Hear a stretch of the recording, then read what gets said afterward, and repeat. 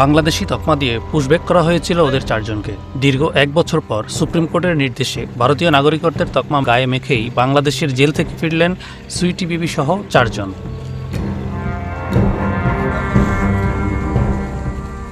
9 জুলাই বুধবার দুপুরে পশ্চিমবঙ্গের মালদা জেলার ইংরেজবাজার ব্লকের মহদীপুর এলাকার ভারত-বাংলাদেশ আন্তর্জাতিক বাণিজ্য সীমান্ত দিয়েই 4 জনকে ফিরিয়ে আনার ব্যবস্থা করে প্রশাসন। শিয়া বাটার ও ভিটামিনে সমৃদ্ধ লিলি বিউটি সোপ, তারুণ্যময় উজ্জ্বল ত্বকের জন্য।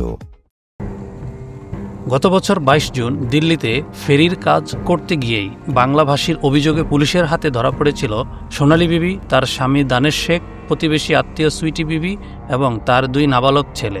তাদেরকে আসাম সীমান্ত দিয়ে বাংলাদেশে পুশব্যাক করা হয়। বিষয়টি জানতে পেরে বীরভূম জেলার পাইকপাড় গ্রামের সুইটি বিবি এবং সোনালী বিবির পরিবার হাইকোর্টের দ্বারস্থ হন।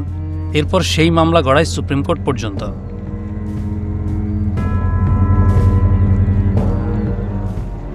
পরবর্তীতে বাংলাদেশ থেকে গত বছর ডিসেম্বর মাসেই সুপ্রিম কোর্টের নির্দেশে নিজের দেশে ফেরার সুযোগ পান সোনালী বিবি, কিন্তু বাকিরা ছিলেন বাংলাদেশের জেলে। প্রায় 1 বছর পর বাড়ির সদস্যরা নিজেদের দেশে ফিরেছেন। এজন্য মহদীপুর সীমান্তে সকাল থেকেই অধীর অপেক্ষায় ছিলেন পরিবারের লোকেরা। এদিন ভারতে ফেরেন সোনালী বিবির স্বামী দানেশ শেখ, সোনালীর প্রতিবেশী সুইটি বিবি ও তার 2 নাবালক ছেলে।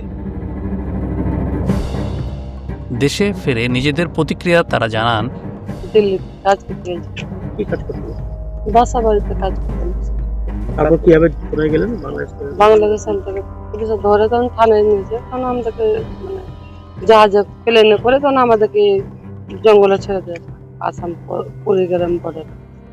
আপনারা কি বাংলা কথা বলতেন? জি, আমরা তার জন্য আমরা মুসলমান, আমি বাংলা কথা বলতাম তার জন্য। তারপর কোথায় ছিলেন বাংলাদেশে? বাংলাদেশে এসে আমরা জেলখানা আছি। জেলখানা যাওয়ার পরে আমাদের দেশের আমাদের মফিদাদা মেম্বার তারা আমাদেরকে নিজে জামিন করেছে। আজকে দেশে ফিরে কেমন লাগছে? আজকে আমাকে অনেক ভালো লাগছে, আমার দেশে ফিরেছে। আর কোথাও কাজ করতে যাবেন বাইরে? জি না, বলছি আপনারা কি ভাবতে পেরেছিলেন দেশে জি না, আমরা কোনোদিন ভাবিনি যে আমাদের এত বড় ইয়ে। দেশে আর ফিরতে পারবেন এমন আশা করেছিলেন? তবে আমি আশা ছাড়িনি, আমার দাদা সাথে ছিল, মফিদাদা আমার সাথে ছিল, বাড়িতে লেগে সামরুল আসলাম আমাদের সাথে ছিল, তার জন্য আমরা আশা ছাড়িনি। আমাদের ভালো লাগছে বলে যে আমার বউ আছে, আমার বাচ্চা ছেলে আছে, আমার মা বাপ থেকে আমি 1 বছর থেকে দেখতে পাইনি। আমার খুশি হচ্ছে কি সরকারের দিক থেকে আমরা যেতে পেরেছি, আর আপনাদের দিক থেকে। আপনারা তো কোথায় দিল্লি গেছিলেন কাজ করতে? দিল্লিতে আমরা কাজ করতাম, তো ব্যাটারি গাড়ি ছিল আমার, খারাপ হয়ে গেছিল। ব্যাটারি গাড়ি বসে আমি মহল্লাতে কাজ করতে লেগেছিলাম। মহল্লাতে আমার 500-600 টাকা ইনকাম হতো। তা আমি বাড়ি এসে আমি শুধু খাবারটা খেয়েছি, পুলিশে আমাকে উঠে নিয়ে চলে যেত। কেন নিয়ে গেছিল?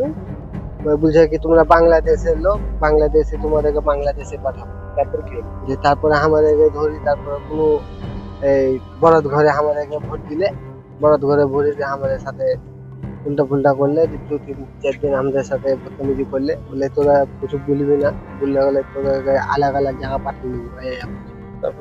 তারপরে আমরা কিছু বললাম না, তোদেরকে বললাম কি তোমরা কি বলবার না বলবার তোমরা করো স্যার, আমাদের বাংলাদেশের নয় আমরা।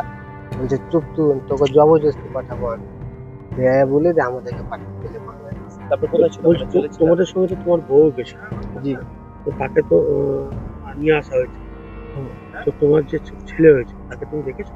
আমি দেখেছি, মোবাইলে দেখেছি, আমি হাতে কোলে নিয়ে। কতটা কষ্টে তখন লেগেছে? কষ্ট দেয়। বলছি জানিস তোমার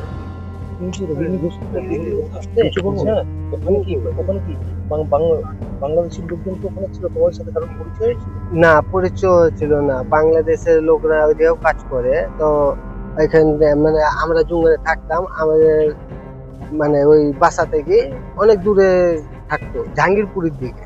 ওই জায়গাটার নাম জাহাঙ্গীরপুর, ওখানে বাংলাদেশের লোকরা থাকে অনেক। তা আমরা এদিক দিন আমরা আপনার কাজ করছিলাম, যে বাংলাদেশের লোকরা করা যায় কি আর থাকে, আর এমনি কাজ হচ্ছে। বলছো তুমি তো 1 বছর পর তোমার ছেলেকে দেখবে, কতটা আনন্দ লাগছে? আমরা বহুত আনন্দ লাগছে, মানে ভালো লাগছে যে আপনাদের লেগে আমরা ফেরত ইন্ডিয়া যেতে পেরেছি। শিয়া বাটার ও ভিটামিনে সমৃদ্ধ লিলি বিউটি সোপ, তারুণ্যময় উজ্জ্বল ত্বকের জন্য।